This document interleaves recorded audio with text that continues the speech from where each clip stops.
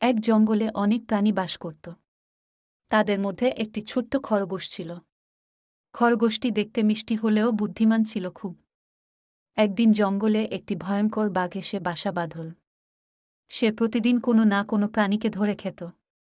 সবাই খুব ভয় পেয়ে গেল। প্রাণীগুলো মিলে ঠিক করল প্রতিদিন এক প্রাণী নিজে থেকে বাঘের খাবার হতে যাবে। এতে বাঘ আর কাউকে শিকার করবে না। যখন খরগোশের পালা এল, সে ভাবল বুদ্ধি দিয়ে কিছু একটা করতে হবে। খরগোশ ধীর গতিতে বাঘের কাছে গেল। বাঘ রাগ করে বলল, এত দেরি কেন? খরগোশ মিষ্টি হেসে বলল, রাস্তায় আরেকটা বাঘ ছিল। সে আমাকে খেয়ে ফেলতে চেয়েছিল। আমি কষ্ট করে পালিয়ে এসেছি। বাঘ রেগে বলল, কোথায় সেই বাঘ? দেখাও। খরগোশ তাকে জঙ্গলের এক কুয়োর কাছে নিয়ে গেল।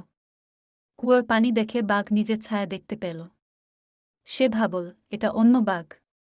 রেগে গিয়ে সে লাফ দিল কুয়োয়, আর সেখানেই ডুবে মারা গেল। সব প্রাণী খরগোশকে ধন্যবাদ জানাল।